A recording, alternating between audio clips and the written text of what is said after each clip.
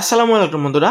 ব্র্যাক ব্যাংকে এফডিআর করে 1 লক্ষ টাকা জমা রাখলে আপনি ইন্টারেস্ট রেট কেমন পাবেন, মাসিক মুনাফা কত পাবেন, ব্যাড ট্যাক্স কেমন কাটবে এবং কি কি ডকুমেন্টস লাগবে এই এফডিআর অ্যাকাউন্টটি করতে, সেই সকল বিষয়ে আজকের এই ভিডিওতে আমি আপনাদেরকে বিস্তারিত জানাবো।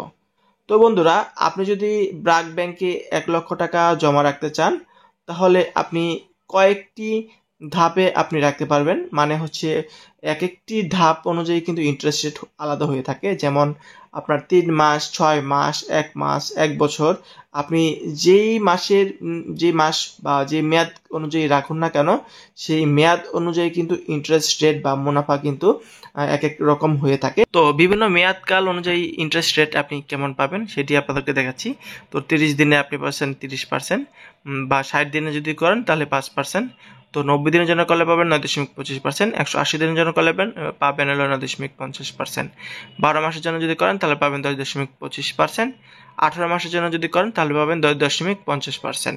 তো 24 থেকে 36 মাস জন্য যদি করেন তাহলে পাবেন 10%।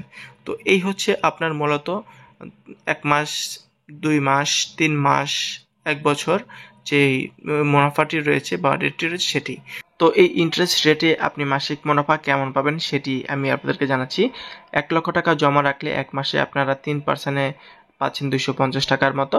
তো এখান থেকে 15% ট্যাক্স কর্তন করা হবে। মানে হচ্ছে যারা কোনো সরকারকে ট্যাক্স দেন না তাদের ক্ষেত্রে 15% না, এবং যারা ট্যাক্স দিয়ে থাকেন তাদের ক্ষেত্রে 10% কাটবে। তো আমি 15% দিয়ে দেখাচ্ছি।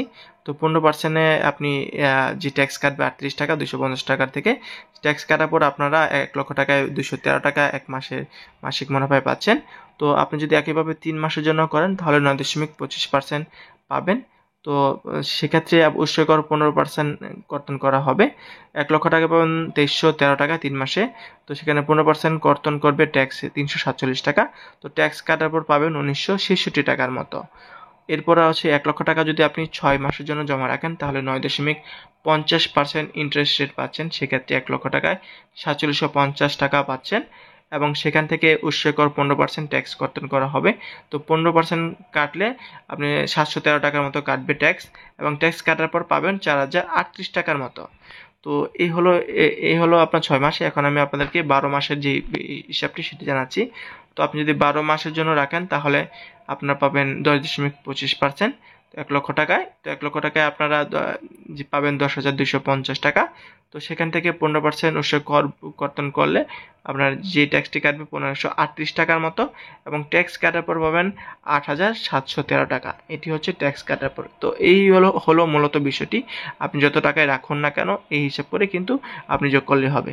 তো এখন আমি আপনাদের জানাচ্ছি কি কি ডকুমেন্টস লাগবে। প্রথম লাগবে গ্রাহকের ভোটার আইডি কার্ড, 2 নম্বর হচ্ছে গ্রাহকের 2 কপি ছবি, 3 নম্বর হচ্ছে গ্রাহকের টিন সার্টিফিকেট, রিটার্ন স্লিপ সহ 10 লক্ষ টাকা, বা রিটার্ন স্লিপ অবশ্যই যারা ট্যাক্স দিয়ে থাকেন তাদের তো অবশ্যই রিটার্ন স্লিপ রয়েছে। আর 4 নম্বর হচ্ছে নমিনির ভোটার আইডি কার্ড, পাসপোর্টের ফটোকপি, 5 নম্বর হচ্ছে নমিনির 1 কপি ছবি গ্রাহকৃত সত্যায়িত, 6 নম্বর হচ্ছে গ্রাহকের সংশ্লিষ্ট শাখার ব্যাংক হিসাব শেখের পাতায়, 7 নম্বর হচ্ছে অতএব প্রমাণ সংক্রান্ত ডকুমেন্ট। তো এই হলে কিন্তু আপনি একটি এফডি অ্যাকাউন্ট করতে পারবেন। ধন্যবাদ।